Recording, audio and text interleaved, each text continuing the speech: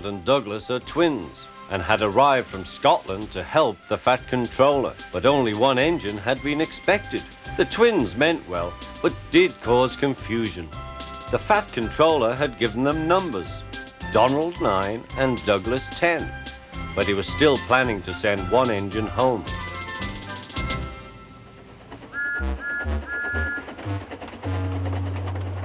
There was a BreakVan in the yard that had taken a dislike to Douglas. Things always went wrong when he had to take it out. His trains were late and he was blamed. Douglas began to worry.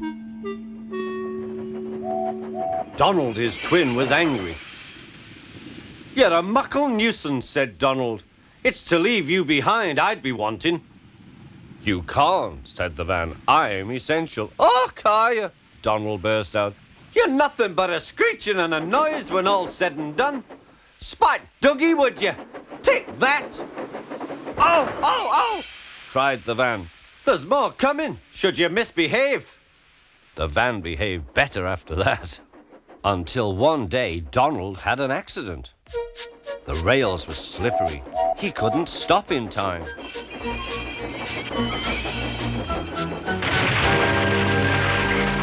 The Fat Controller was most annoyed. "I am disappointed, Donald. I did not expect such, clumsiness from you. I had decided to send Douglas back and keep you." "I'm sorry, sir," said Donald. "I should think so too. You have upset my arrangements. Now James will have to help with the goods work, while you have your tender mended. James won't like that." The Fat Controller was right. James grumbled dreadfully.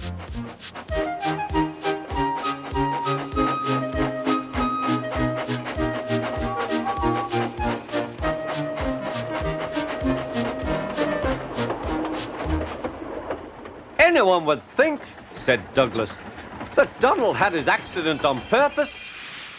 I heard tell about an engine and some tar wagons." "Shut up," said James. "It's not funny." He didn't like to be reminded of his own accident. "Well, well, well," said Douglas. "Surely, James, it wasn't a you. You didn't say." James didn't say. He slouched sulkily away. "He's cross," sniggered the spiteful BreakVan. "We'll try to make him crosser still." "Hold back," giggled the trucks to each other. James did his best, but he was exhausted when they reached Edward Station. Luckily, Douglas was there. "Help me up the hill, please," panted James. "These trucks are playing tricks." "We'll show them," said Douglas.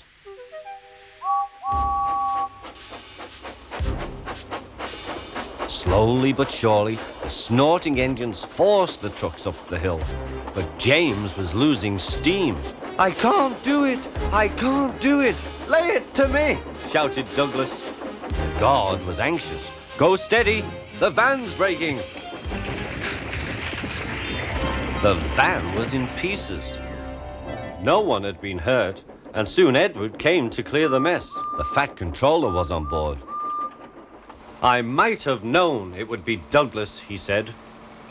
"Douglas was grand, sir," said Edward. "James had no steam left, but Douglas worked hard enough for 3. I heard him from my yard." "2 would have been enough," said the Fat Controller. "I want to be fair, Douglas, but I don't know. I really don't know."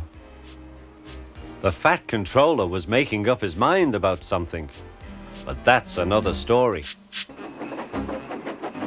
Snow came early to the island of Sodor. It was heavier than usual. Most engines hate snow.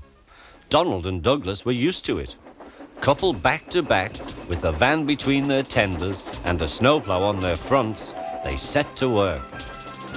They puffed backwards and forwards, patrolling the line.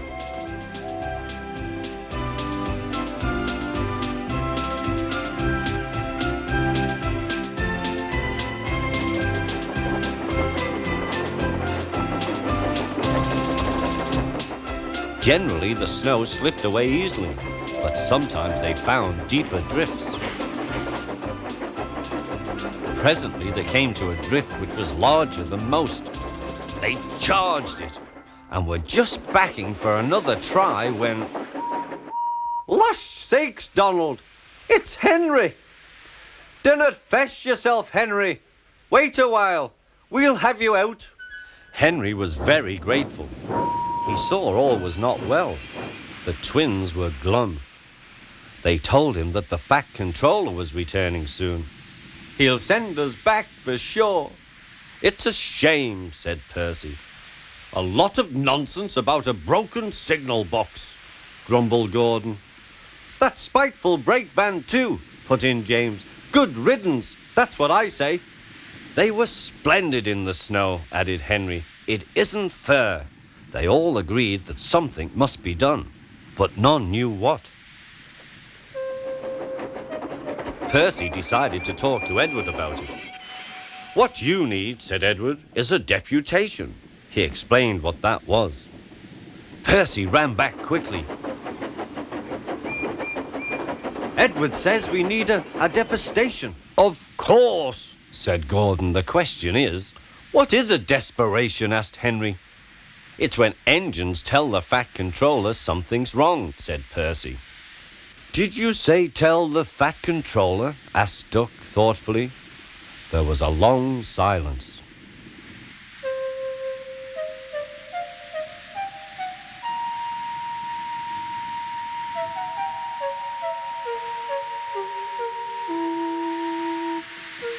I propose, said Gordon, that Percy be our, disputation. Hi, squeaked Percy. I can't. Rubbish, Percy, said Henry. It's easy. That's settled then, said Gordon. Poor Percy wished it wasn't. Hello, Percy. It's nice to be back. Percy jumped. Yes, sir. Please, sir. You look nervous, Percy. What's the matter? Please, sir, they've made me a desperation, sir. To speak to you, sir. I don't like it, sir. The Fat Controller pondered. Do you mean a deputation, Percy? Yes, sir, please, sir. It's Donald and Douglas, sir. They say, sir, that if you send them away, sir, they'll be turned into scrap, sir. That would be dreadful, sir. Please, sir, don't send them away. Thank you, Percy. That will do. Later, the Fat Controller spoke to the engines. I had a deputation. I understand your feelings, but I do not approve of interference. He paused impressively. Donald and Douglas, I hear that your work in the snow was good. You shall have a new coat of paint. The twins were surprised. Thank you, sir. But your names will be painted on you. We'll have no more mistakes. Thank you, sir. Does this mean that the both of us... The Fat Controller smiled. It means... But the rest of his speech was drowned in a delighted chorus of cheers and whistles. The twins were here to stay.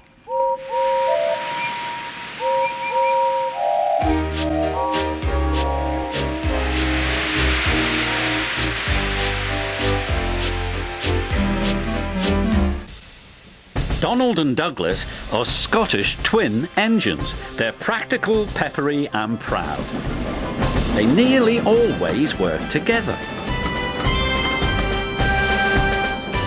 One day, Donald and Douglas were chuffing through the countryside, hauling a heavy load. Down the line, Trevor the traction engine had been struggling with a big cartload of hay. Crossing the tracks, the cart's wheels had broken off. Then Trevor heard a whistle. "Oh no!" Trevor cried. Donald could see the cart. "Stop!" he cried. Donald's driver applied the brakes, but it was too late.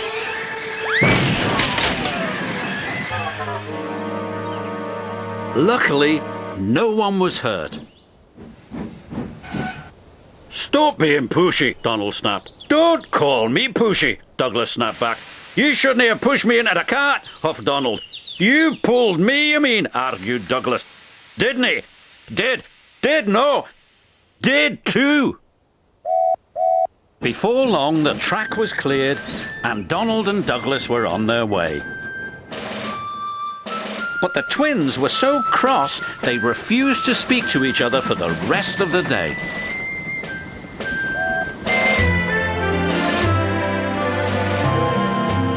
The next day, the Fat Controller needed an engine to help Duck at the smelter's yards. "May I go, sir?" said Donald eagerly. "I only need one engine," said the Fat Controller, "not two." "I'm only one engine, sir," said Donald, "and I would like to work with Duck." The Fat Controller was surprised, but agreed. Thomas was worried. "Won't you miss one another?" he asked. "I know I'd miss Annie and Clarabelle." "I'll work better on my own," sniffed Douglas. "I have work to do," huffed Donald. At first, Donald enjoyed working with Duck. Then, things started to go wrong. "Did you shunt those trucks onto the other line?" Donald asked. "You said you wanted them on the other line," Duck replied. "No, that other line. The other line." Donald was cross. "Douglas would have known what I meant," he huffed. Douglas was working on his own. He chuffed dutifully through the beautiful countryside. But Douglas had no one to share it with. Although he tried not to, he was beginning to miss his twin. That night, Douglas's driver took him to visit Donald. "I was just passing," said Douglas. "Have you come to say you're sorry?" Donald sniffed. This made Douglas very cross. "I've nothing to be sorry for," he said, and steamed away in a huff. The next day, Donald was in a bad mood. Duck could see he was getting too close to the buffers. "Look out!" he shouted, but it was too late. Donald's driver was very cross. "This wouldn't have happened if you were working with Douglas," he said. Donald knew he was right, and Duck knew he couldn't pull Donald back onto the rails. So he went for help. Douglas was sadly finishing his work as Duck steamed into the depot. "Donald's in trouble," said Duck. "Donald in trouble!" Douglas cried. "I'm on my way!" And he steamed off as fast as he could.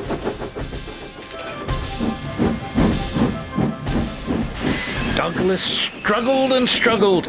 He finally pulled his twin gently back onto the tracks. He was relieved Donald wasn't hurt.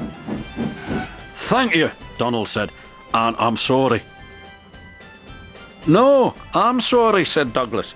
"I'm sorry," insisted Donald. "You don't have to have a row about who's sorry," chuckled Duck. "Just be glad you're back together." And they were.